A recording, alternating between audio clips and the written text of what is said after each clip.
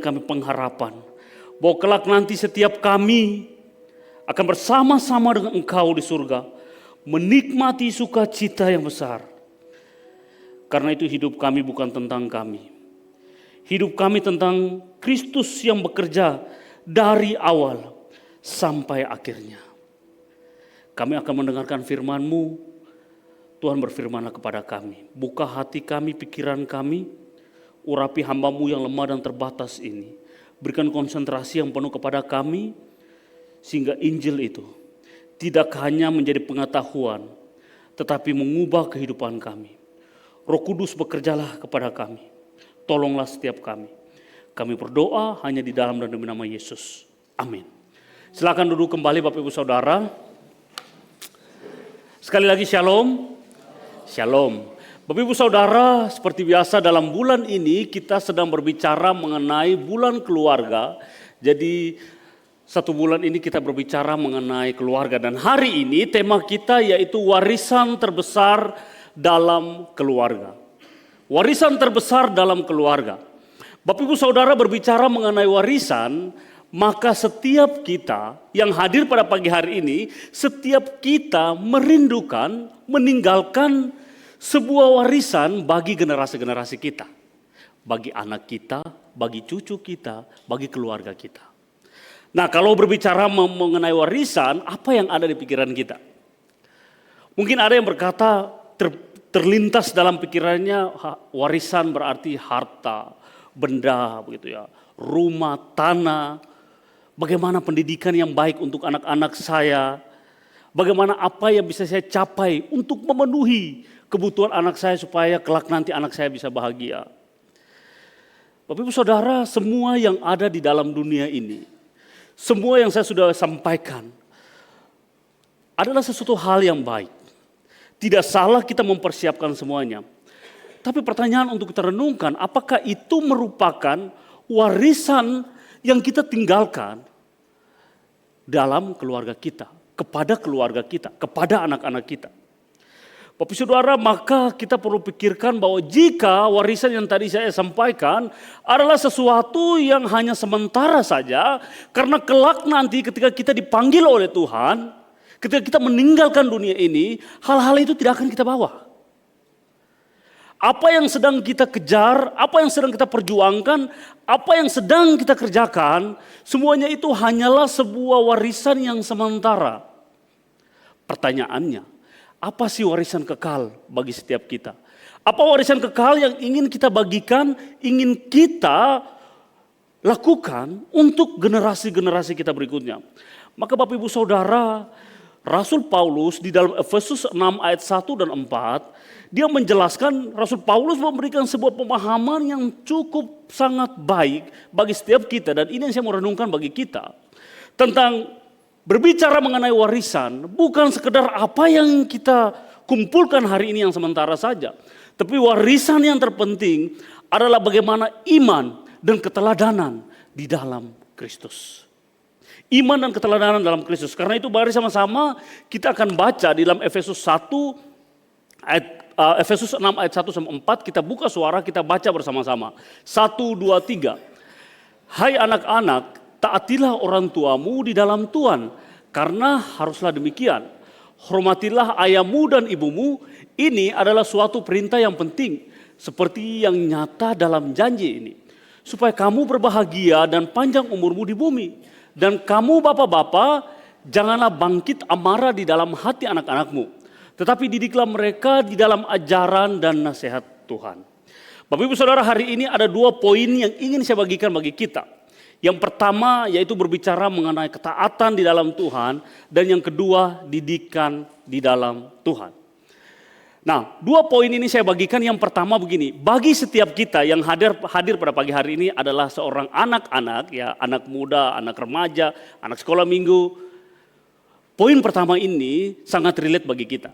Sebagai status kita sebagai seorang anak. Dan juga bagi Bapak Ibu begitu yang sudah menikah tapi masih memiliki orang tua. Poin pertama ini akan sangat relate. Bagaimana begitu status kita sebagai anak-anak itu, bagaimana kita taat dan menghormati orang tua. Lalu poin yang kedua, ketika bagi Bapak Ibu yang status kita sebagai orang tua, Maka poin kedua ini sangat relate bagi kita. Dan bagi anak muda yang sudah mempersiapkan diri begitu ya, untuk masuk ke dalam jenjang berikutnya. Ini menjadi sebuah firman yang saya pikir sangat baik untuk menolong kita. Bagaimana kita sebagai orang tua nanti, bagaimana kita bisa mendidik anak di dalam Tuhan. Karena itu kita mulai di dalam poin yang pertama. Ketaatan di dalam Tuhan. Bapak Ibu Saudara, firman Tuhan yang kita sudah baca bersama-sama di dalam ayat 1 sampai ayat 3 begitu, kita bisa melihat bahwa ada dua hal yang Rasul Paulus sedang sampaikan di dalam bagian ini. Dua perintah yang Rasul Paulus ingin tekankan di dalam bagian ini kepada orang tua, kepada anak-anak, kepada setiap kita yang statusnya sebagai anak. Yang pertama Rasul Paulus katakan bahwa hai anak-anak, taatilah orang tuamu. Lalu yang kedua, perintah yang kedua yaitu bahwa hai anak-anak, hormatilah ayah dan ibumu. Apa maksudnya di dalam bagian ini? Bapak Ibu Saudara, kalau kita membaca dalam bagian ini, kita akan melihat bahwa kata taatilah di dalam bahasa aslinya itu berbicara mengenai bagaimana setiap kita itu mendengarkan dengan sikap yang tunduk. Bukan hanya saja mendengarkan, tetapi bahwa kita melakukannya. Jadi fokus di dalam ketaatan itu yaitu sebuah tindakan atau perilaku kita. Sedangkan yang bagian kedua, Rasul Paulus sampaikan bahwa hormatilah ayah dan ibumu. Kata hormat di dalam bahasa aslinya ini berbicara mengenai menghargai, menghormati, menganggap bernilai atau memberikan kehormatan kepada seorang. Dan fokus itu mengenai sikap hati kita, mengenai motivasi hati kita. Maka Bapak Ibu Saudara, kalau kita melihat ketaatan dan hormatilah, taatilah dan hormatilah ini adalah dua kata yang mirip. Tetapi dalam pengertian ini ada sedikit perbedaan. Jika ketaatan itu berbicara mengenai tingkah laku, apa yang kita lakukan, maka hormati itu berbicara mengenai bagaimana sikap hati kita. Bagaimana ketika kita berbicara dengan sopan kepada orang tua. Mengapa demikian Bapak Ibu Saudara? Karena begini, ada orang, ada anak yang taat kepada orang tuanya, kelihatannya taat, tapi sebenarnya hatinya itu menolak. Dia bersungut-sungut begitu ya. Dia tidak menghargai tapi karena mungkin takut begitu, kena kualat begitu ya. Takut kena hukuman dari Tuhan. Lalu ya sudahlah, daripada begitu lebih baik saya taat kepada orang tua lah. Atau saya harus taat orang tua nih. Nanti temanku bilang apa, percuma saya rajin pelayanan. Masa kamu anak Tuhan, kok tidak taat kepada orang tua? Ya sudahlah, saya taatlah begitu. Tidak demikian. Yang Rasul Paulus maksudkan dalam hal ini, dalam bagian ini, yaitu bahwa tindakan yang kita lakukan itu harus lahir daripada motivasi hati yang benar, ketaatan kepada orang tua. Maka Bapak Ibu Saudara, sikap kita kepada orang tua itu bukan sekedar sebuah aktivitas, nurut kepada orang tua saja, tidak. Tetapi bahwa bagaimana sikap hati, motivasi hati kita di dalam kita melakukan segala sesuatu. Ini penting. Ini penting. Maka Bapak Ibu Saudara, yang menarik dalam bagian ini, bahwa Paulus tidak hanya stop sampai di taatilah dan hormatilah orang tua. Tidak. Tapi ada satu frasa, ada satu kalimat yang cukup baik. Dikatakan apa? Di dalam Tuhan. Ini menarik. Rasul Paulus tidak berkata bahwa hormatilah ayah dan ibumu, taatilah ayah dan ibumu karena dia adalah orang yang kaya, banyak duit. Tidak. Rasul Paulus tidak berkata bahwa hormatilah ayah dan ibumu karena dia adalah orang yang sehat, orang yang kuat, orang yang bisa menjagamu. Tidak. Tetapi yang Rasul Paulus berkata di dalam ini, yang Rasul Paulus katakan, hormatilah ayah dan ibumu, taatilah mereka di dalam Tuhan. Apa maksudnya di dalam Tuhan dalam bagian ini? Bapak Ibu Saudara, ada 3 hal yang ingin saya bagikan bagi kita. Kata di dalam Tuhan ini mengandung arti bahwa yang pertama, ketaatan kepada orang tua adalah bagian dari ketaatan kita kepada Tuhan. Artinya begini, artinya bahwa sebagai anak-anak ketaatan kita kepada orang tua itu bukan karena kita menginginkan sesuatu dari orang tua sehingga kita taat, sehingga kita hormati. Bapak Ibu, ini bisa terjadi dalam kehidupan kita. Ada orang yang taat kepada orang tua, ada orang yang hormati orang tua di masa akhirnya, akhir-akhir hidupnya. Mereka akan mengorbankan segala sesuatu hanya satu tujuan, supaya saya juga dapat warisan. Di sini tidak, yang mungkin di luar begitu. Tapi ini biasa terjadi. Mau taat karena sesuatu. Mau taat karena ini ingin mendapatkan. bagiannya. Yang Rasul Paulus maksudkan di dalam bagian ini, ketaatan kepada orang tua, yaitu bahwa begini, ketika kita taat kepada orang tua, sebenarnya kita sedang taat kepada Allah. Ketaatan kita kepada orang tua itu adalah ekspresi kita, kasih kita kepada Allah yang kita berikan kepada orang tua. Ini dasar kita. Bahwa ketaatan kepada orang tua adalah bagian dari kita taat kepada Tuhan. Jadi kalau Bapak Ibu Saudara, teman-teman pemuda, pemudi, ketika kita taat kepada orang tua, sebenarnya kita sedang belajar untuk taat kepada Tuhan. Amin. Yang anak muda, mana suaranya? Amin. Hal yang kedua, poin yang kedua yaitu bahwa di dalam Tuhan memiliki makna bahwa ketaatan kita kepada orang tua bukanlah ketaatan yang buta. Apa artinya? Artinya begini, ada orang tua yang selalu memberikan perintah-perintah begitu ya, meminta tolong apa begitu. Tapi ada orang tua juga yang menyuruh anaknya untuk melakukan hal-hal yang kurang baik, yang melanggar atau yang di luar kebenaran Tuhan. Dan di dalam Tuhan ini maksudnya begini, kita sebagai anak, kita harus mentaati dan menghormati orang tua. Tetapi jika apa yang orang tua beritahukan kepada kita di luar dari kebenaran firman Tuhan, maka setiap kita pun harus mengujinya dengan firman Tuhan. Apakah ini benar atau tidak? Apakah ini baik atau tidak? Apakah ini sudah sesuai dengan firman Tuhan atau tidak? Jika demikian Bapak Ibu Saudara, kita sebagai anak-anak, kita harus melihat Alkitab, firman Tuhan menjadi standar kita. Firman Tuhan menjadi barometer kita untuk mengukur, untuk mengajar, untuk mentaati, menghormati orang tua kita. Ini poin yang kedua. Poin yang ketiga, frasa atau kalimat di dalam Tuhan itu menunjukkan bahwa kekuatan, sumber kekuatan untuk tahan.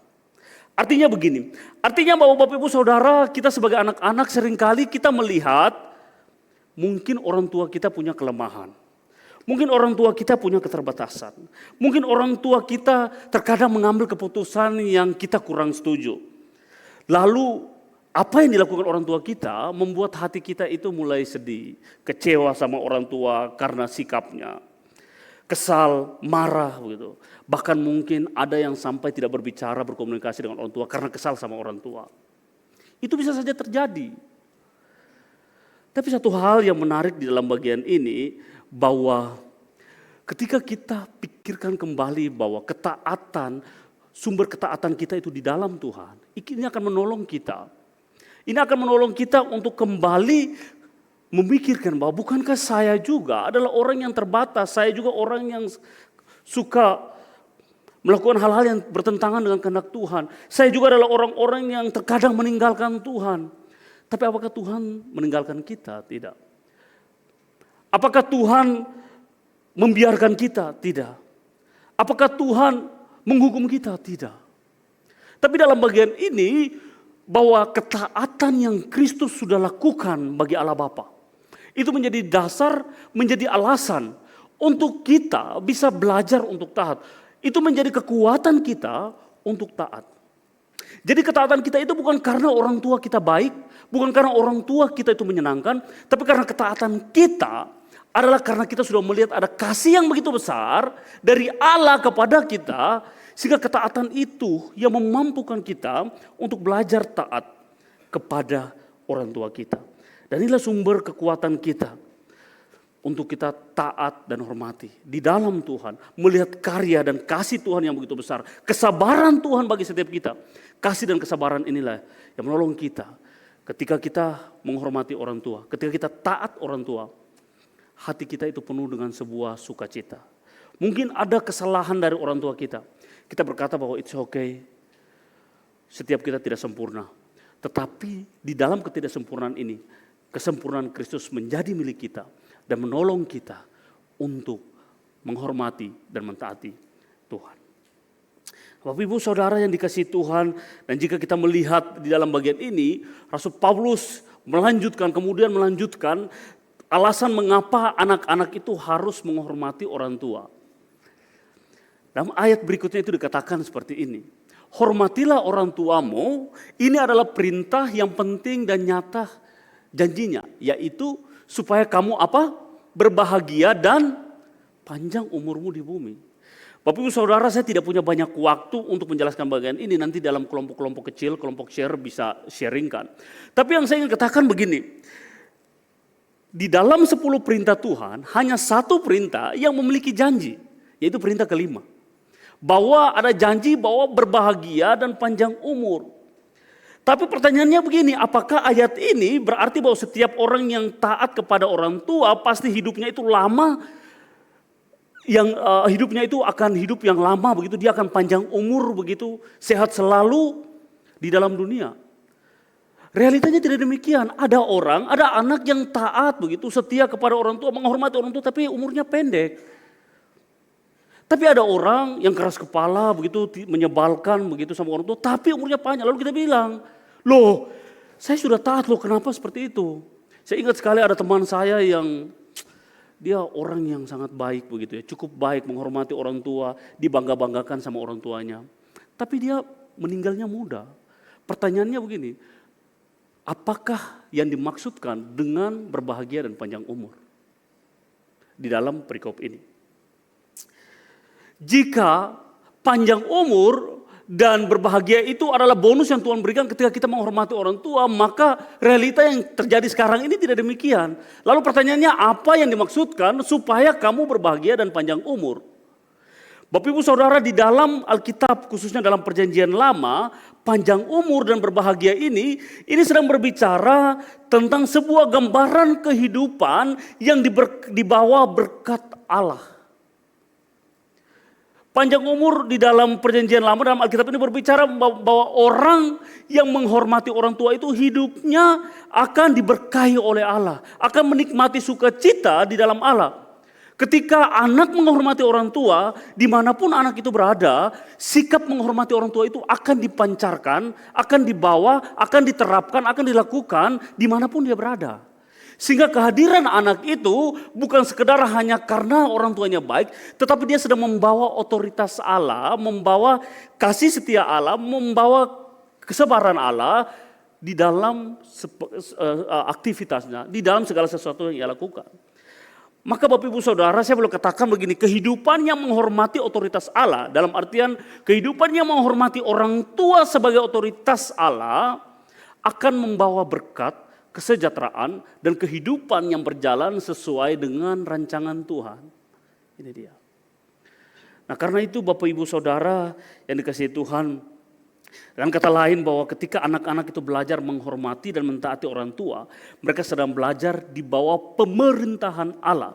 Dan kehidupan yang berjalan menurut kehendak Allah adalah kehidupan yang penuh dengan damai sejahtera dan berkat-Nya. Ini poin yang pertama untuk kita yang status sebagai anak. Kita masuk dalam poin yang kedua. Didikan di dalam Tuhan.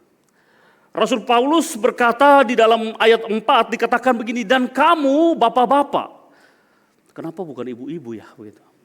Lalu kalau suami istri dengar kona ini, bapak-bapak kok begitu. Dikatakan begini, dan kamu bapak-bapak janganlah bangkitkan amarah di dalam hati anak-anakmu, tetapi didiklah mereka di dalam ajaran dan nasihat Tuhan. Bapak Ibu Saudara, kenapa bapak-bapak? Begini, di dalam tradisi Yahudi, pada zaman dahulu, seorang ayah adalah seorang yang memegang otoritas tertinggi di dalam keluarga. Atau laki-laki lah begitu, di dalam keluarga. Ayah memiliki tanggung jawab yang utama untuk memimpin, mengarahkan, dan juga membentuk kehidupan keluarganya.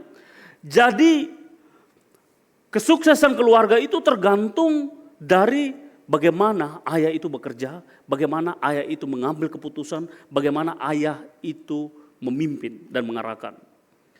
Dan hal ini bukan berarti bahwa ibu-ibu tidak memiliki tanggung jawab, ibu-ibu diam-diam aja begitu ya, biarkanlah suamiku yang bekerja, memimpin dan lain-lain. Tidak.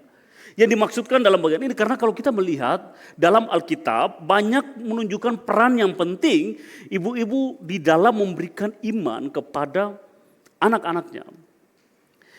Dan ini Rasul Paulus dia rindu menegaskan kepada secara keseluruhan, baik itu ayah, ibu, kepada semua kita yang menjadi orang tua.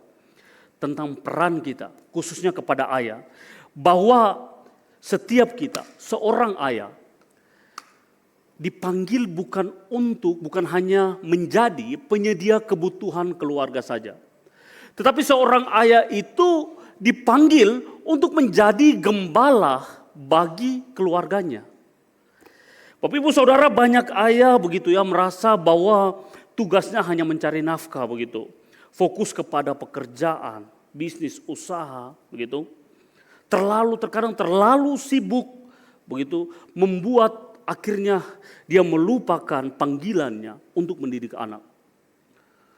Setelah kebutuhan ekonomi terpenuhi, mereka merasa bahwa tugas saya sudah selesai, aman semuanya. Namun Alkitab berkata bahwa kebutuhan anak terbesar itu bukan hanya kita menyediakan makanan di meja, bukan. Tetapi kebutuhan terbesar anak yaitu bahwa kita membimbing hidupnya, imannya untuk terus mengarahkan kepada Kristus. Dan inilah warisan terbesar. Warisan terbesar itu bukan berbicara mengenai bagaimana kita menyediakan makanan di meja, bagaimana kita mempersiapkan segala sesuatu untuk keluarga bisa nikmati. Tetapi juga bahwa warisan yang terbesar yang Tuhan mau yaitu iman di dalam Yesus Kristus. Bagaimana kita mendidik anak kita untuk terus bertumbuh di dalam Tuhan. Bapak Ibu Saudara, saya senang sekali mendengar ketika ketemu sama beberapa jemaat selalu sampaikan bahwa mereka memiliki mesbah keluarga, baca Alkitab sama-sama, doa sama-sama, renungan sama-sama. Ayah dan orang tua, ayah dan anak, ibu dan anak bisa saling komunikasi. Bukankah itulah warisan terbesar yang kita turunkan kepada anak-anak kita? Dan ini adalah bukan hanya warisan terbesar, tapi ini adalah warisan kekal yang harus kita bagikan kepada anak-anak kita. Maka Bapak Ibu Saudara, seperti yang tertulis bahwa setiap kita, ayah, bapak, panggilan kita itu menjadi gembala untuk keluarga kita. Artinya bahwa begini, sering kali kita berpikir bahwa ya sudahlah untuk iman, untuk kerohanian, itu tanggung jawab istri, itu tanggung jawab gereja, itu tanggung jawab guru sekolah minggu, itu tanggung jawab guru agama, itu tanggung jawab hamba Tuhan, pendeta, begitu. Tidak. Kerohanian itu adalah tanggung jawab iman kita, pertumbuhan iman kita adalah tanggung jawab seorang ayah. Mengapa? Karena seorang ayah adalah gembala di dalam keluarga yang memimpin, menuntun, mengayomi anak-anak dan mengayomi seisi rumahnya. Dan di sini Bapak Ibu Saudara, Rasul Paulus memberikan dua arahan, dua firman bagi kita. Yang pertama berbicara bahwa bapak-bapak kamu tidak boleh bangkitkan amarah kepada anak-anak. Lalu yang kedua dikatakan bahwa haruslah didik anak kita di dalam ajaran dan nasihat Tuhan. Yang pertama yaitu Rasul Paulus berkata, bapak-bapak jangan bangkitkan amarah pada anak-anak. Apa artinya? Di dalam bahasa asli kita bisa melihat bahwa membangkitkan amarah itu berbicara bagaimana seorang ayah itu memancing kemarahan anak, membuat seorang anak itu menjadi pahit hati, terluka, kecewa, dan kehilangan semangat. Nah, Bapak Ibu Saudara yang dikasihi Tuhan, artinya begini, dengan kata lain Paulus itu sedang mengingatkan kepada para orang tua, begitu kepada ayah, kepada ibu, kepada kita semua, bahwa jangan sampai kita memperlakukan anak-anak kita dengan cara yang membuat mereka itu akhirnya terluka. Membuat hati anak-anak itu mulai pahit hati kepada kita, putus asa, dan kehilangan sukacita kepada kita. Tentu Paulus ini tidak melarang orang tua untuk menegur atau mendisiplinkan anak-anak. Alkitab justru mengajarkan bahwa disiplin kepada anak-anak itu sangat penting. Itu adalah bukti kasih kita kepada anak-anak begitu. Tetapi bahwa yang Paulus sedang tekankan di sini bahwa Paulus melarang adanya sikap atau cara yang mendidik anak dengan salah.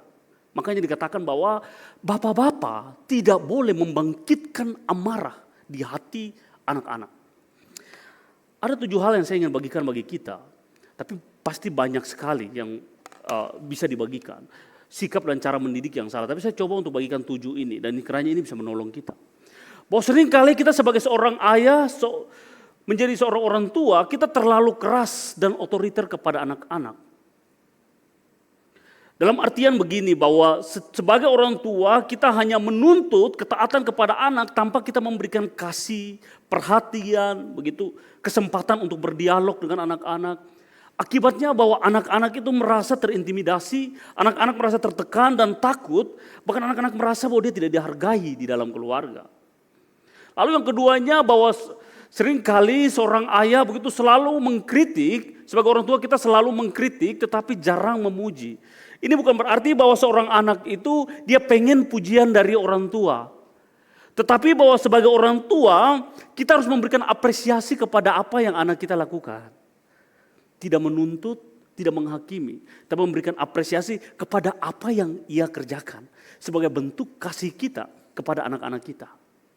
Lalu berikutnya, bagaimana kita sebagai orang tua, seringkali ini yang menjadi salah, bahwa sikap dan cara diri kita yang salah, yaitu kita membandingkan anak kita dengan mungkin saudaranya, kakaknya, atau adiknya, atau dengan anak tetangga, anak keluarga yang lain. Kita berkata begini ya, kenapa kamu tidak seperti kakakmu itu? Kenapa kamu tidak seperti adikmu itu? Kenapa kamu tidak seperti dia? Dia hebat loh. Hai kamu nih, cupu begitu ya.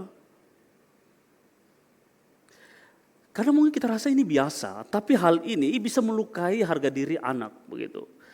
Ini bisa menimbulkan iri hati, kecewa, atau rasa bersalah begitu. Itu yang berikut, yaitu bahwa seringkali kita sebagai seorang ayah itu, sikap dan cara didik kita itu kita seringkali tidak konsisten dengan aturan. Artinya hari ini begitu ya, kita larang, besok diperbolehkan. Ketidakkonsistenan itu membuat anak juga bingung dan tidak menghormati. Ada ayah misalkan begini, ini contoh saja. Ada ayah melarang anaknya merokok, tapi dia sendiri merokok depan anaknya.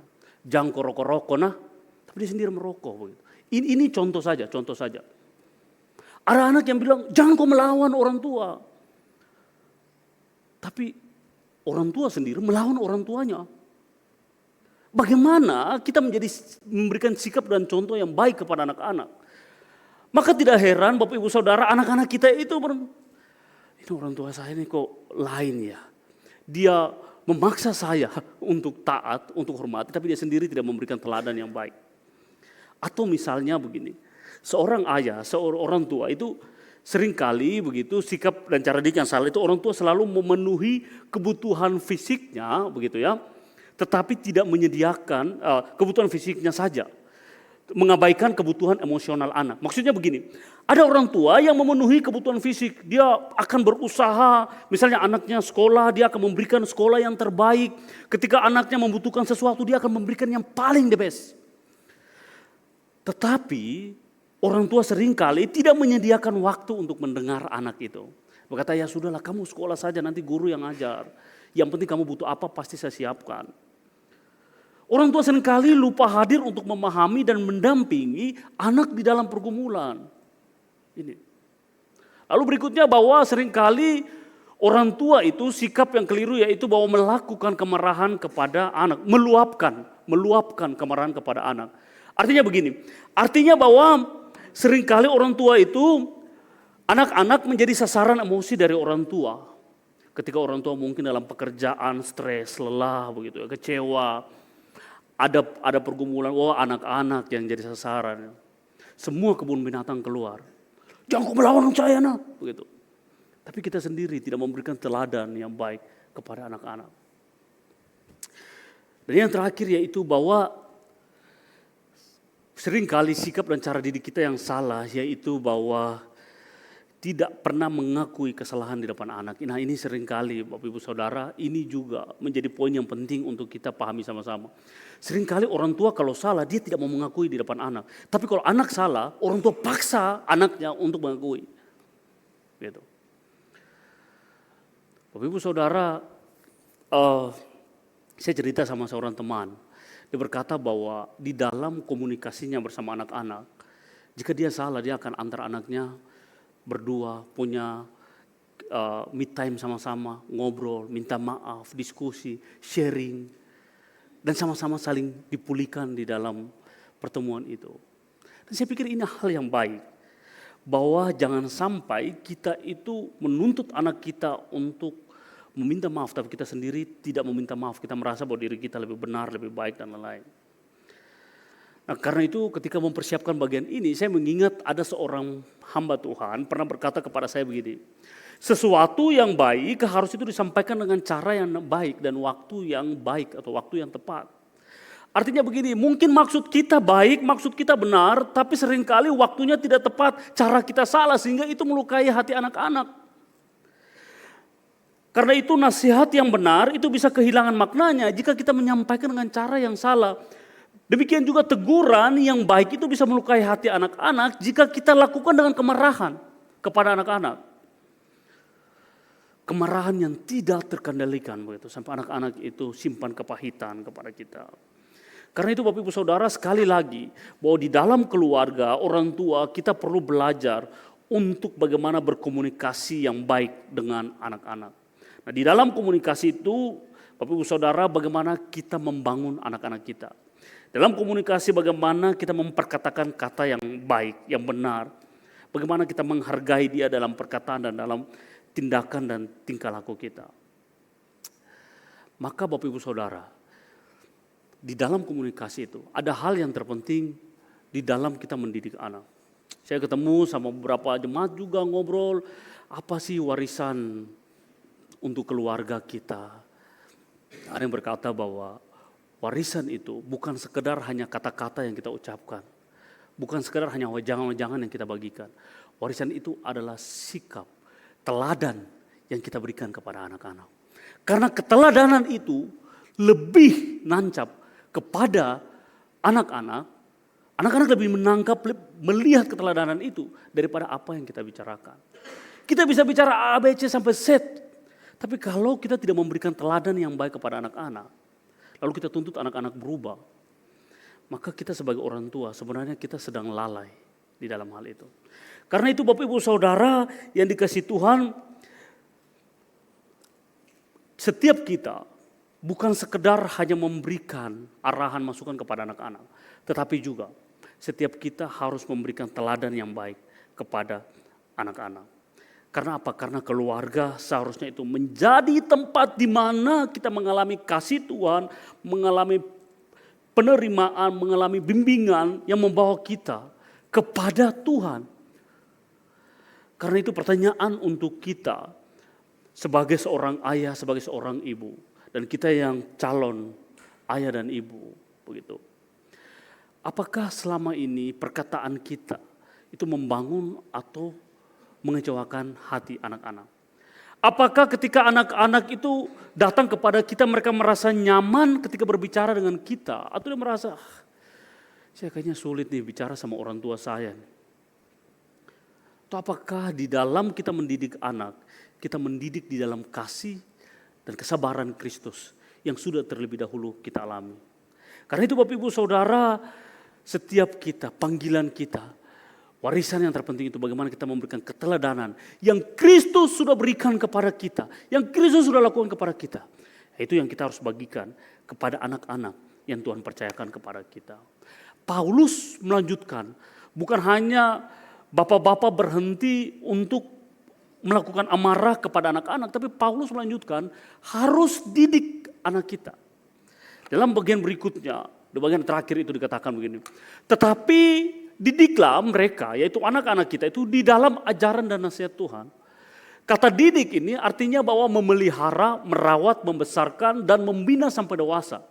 Tetapi yang terpenting begini, didikan ini dasarnya yaitu apa? Ajaran dan nasihat Tuhan. Rasul Paulus tidak berkata bahwa tetapi didiklah anakmu dengan fasilitas yang mewah. Rasul Paulus tidak berkata bahwa didiklah anakmu dengan pengetahuanmu, dengan apa yang ada padamu, tidak. Tapi yang Rasul Paulus katakan apa? Didiklah anakmu di dalam ajaran dan nasihat Tuhan. Ini penting Bapak Ibu. Artinya bahwa firman Tuhan menjadi ukuran, menjadi standar, menjadi kebenaran yang harus kita ajarkan dan nasihatkan melalui apa yang firman Tuhan katakan. Ketika kita mendidik anak-anak kita, ketika kita membesarkan anak-anak kita harus membesarkan di dalam didikan, dalam ajaran dan nasihat Tuhan. Nah, kalau kita melihat bahwa kalau ajaran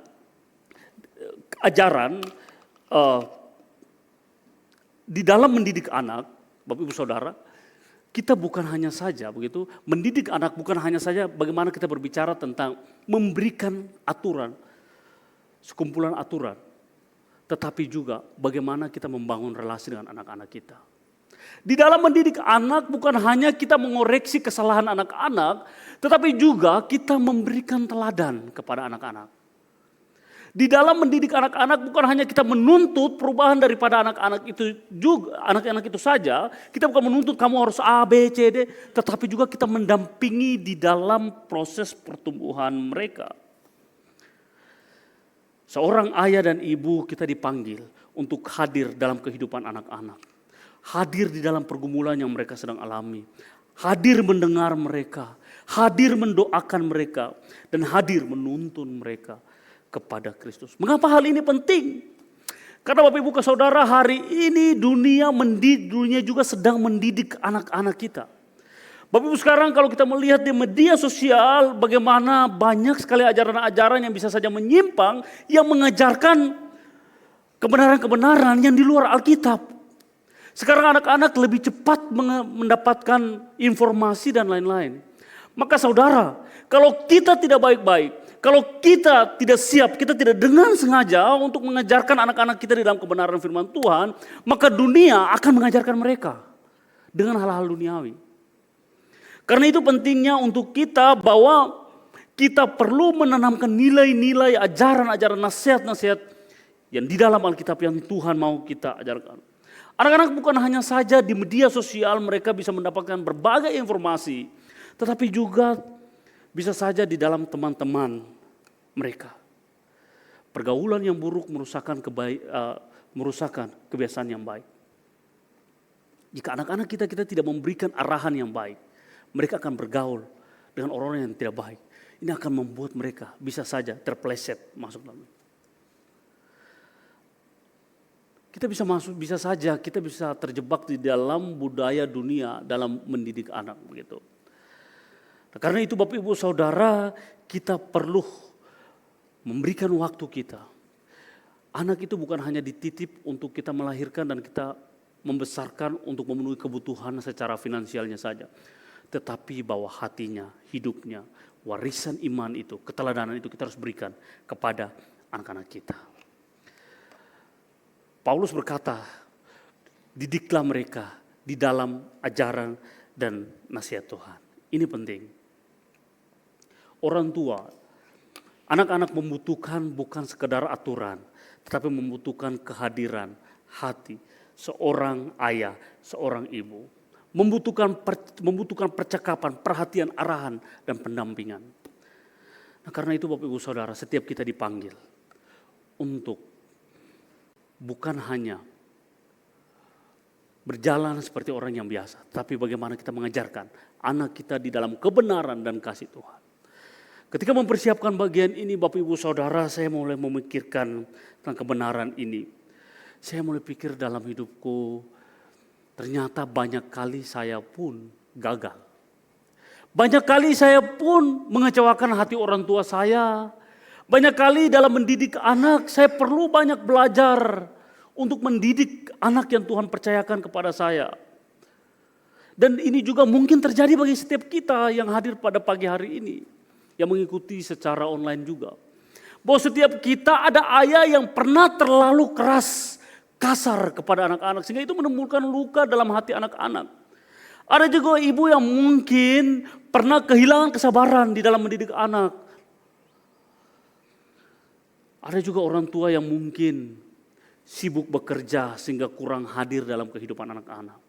Kita bersama, tetapi kita hadir bersama-sama, tapi kita itu tidak menikmati kebersamaan itu. Ada juga yang menyadari bahwa kita gagal, seringkali kita juga bisa saja gagal di dalam keteladanan bagi anak-anak kita, bagi keluarga kita.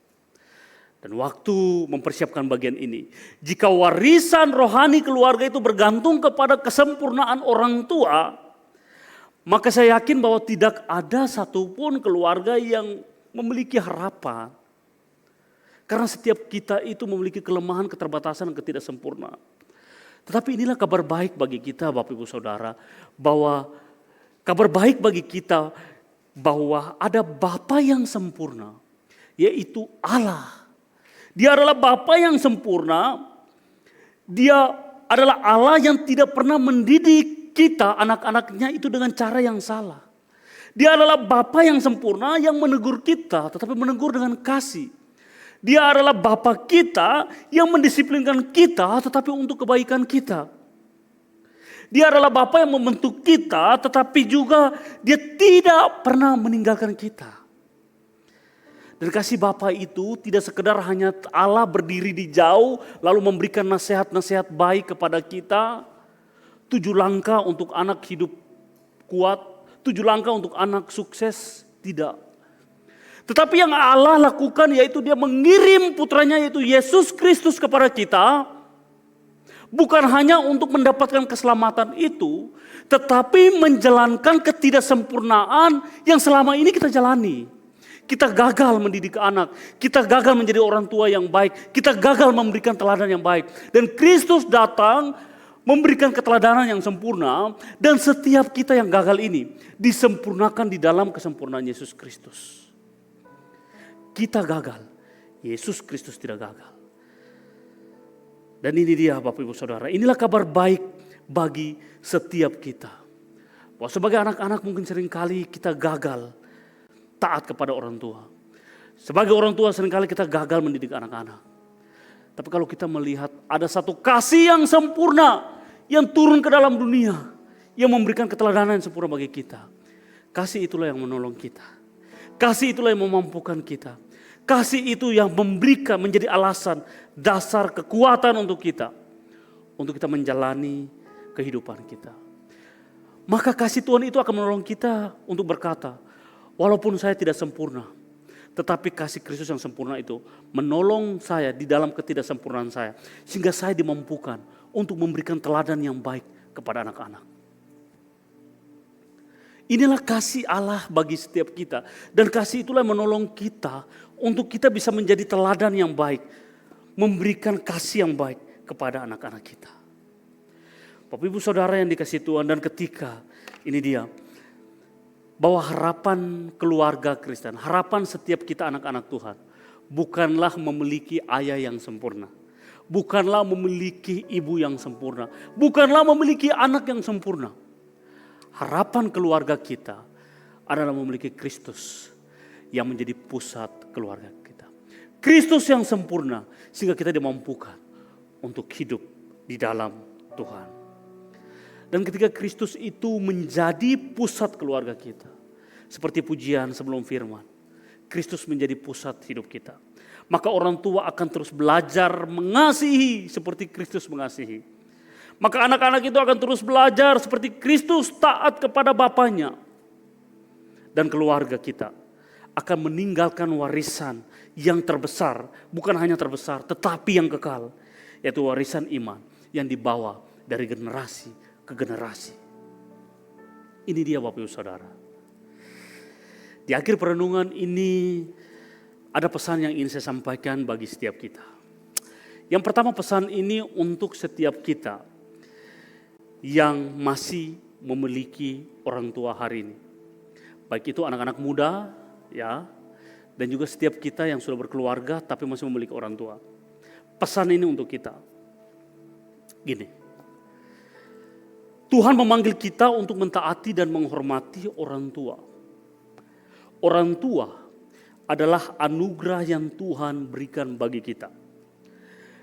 Memang orang tua itu tidak sempurna. Ya, orang tua banyak kelemahan. Mereka memiliki keterbatasan. Bahkan mungkin ada orang tua yang pernah melukai hati kita sebagai anak-anak. Namun di balik semuanya itu, Tuhan memakai orang tua kita menjadi alat sarana Tuhan untuk memelihara dan membentuk hidup kita. Karena itu Bapak Ibu Saudara, teman-teman pemuda semuanya, pemudi semuanya. Selama Tuhan memberikan kesempatan kepada kita, kasihilah orang tua kita. Hargailah orang tua kita. Hormatilah orang tua kita. Hargailah pengorbanan mereka. Jangan menunggu sampai mungkin orang tua kita itu telah tiada, barulah kita mulai menyesali kesempatan-kesempatan yang indah untuk kita berbagi kepada orang tua. Selagi masih ada kesempatan, hargailah, kasihilah orang tua, hormatilah orang tua kita. Karena mereka adalah alat Tuhan untuk menolong kita, menghadirkan kita di dunia ini. Pesan yang kedua ini, bagi kita yang mungkin punya orang tua tapi telah tiada, kita sudah kehilangan orang tua.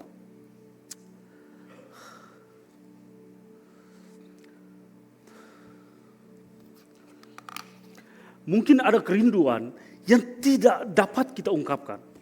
Mungkin ada kenangan yang masih tersimpan dalam hati kita. Namun firman Tuhan hari ini memberikan kita kekuatan bahwa ada satu pribadi. Dia adalah Bapa yang kekal, tidak pernah meninggalkan kita. Dia akan bersama-sama dengan kita. Jika orang tua biologis kita telah tiada,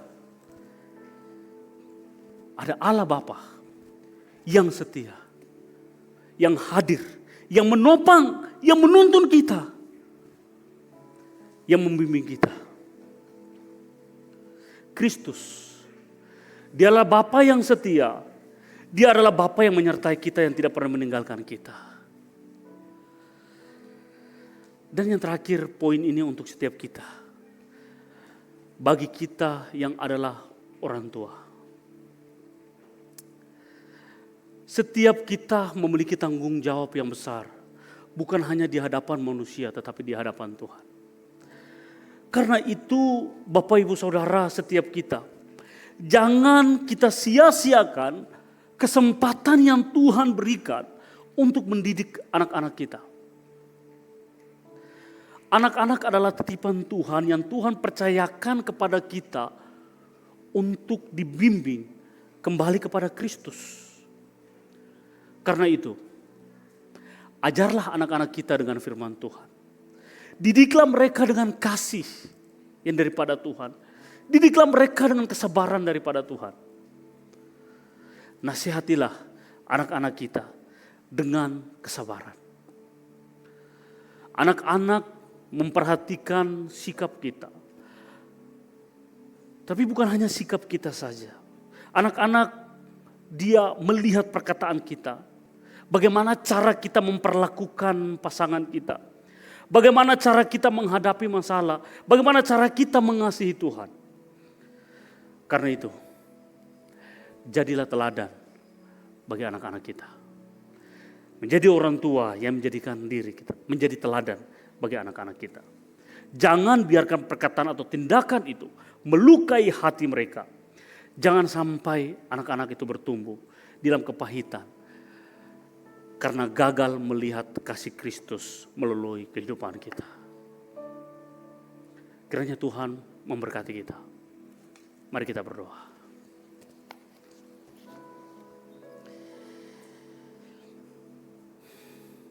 Bapa, hari ini setiap kami sebagai anak-anak datang kepadamu. Sebagai orang tua kami datang kepadamu. Membawa segala kelemahan dan keterbatasan dan ketidaksempurnaan kami kepada Kristus yang sudah sempurna. Tolonglah kami Tuhan. Mungkin hari ini ada jemaat-Mu yang hadir menyimpan luka, anak muda, anak-anak yang sedang menyimpan luka kepada orang tuanya karena perkataan orang tuanya, sikap orang tuanya. Hari ini kami datang kepadamu Tuhan, ampuni kami, tolong kami untuk kami bisa memberikan pengampunan kepada orang tua kami. Hari ini kami yang hadir sebagai orang tua, mungkin selama ini sikap kami, tutur kata kami, perkataan kami menyakiti hati anak-anak kami. Kami mohon ampun daripada Tuhan.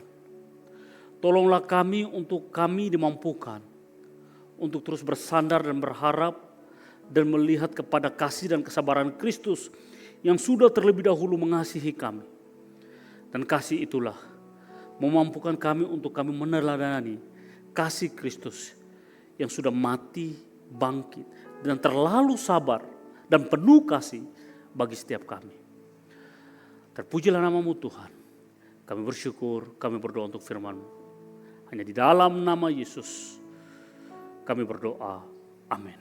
Tuhan memberkati kita.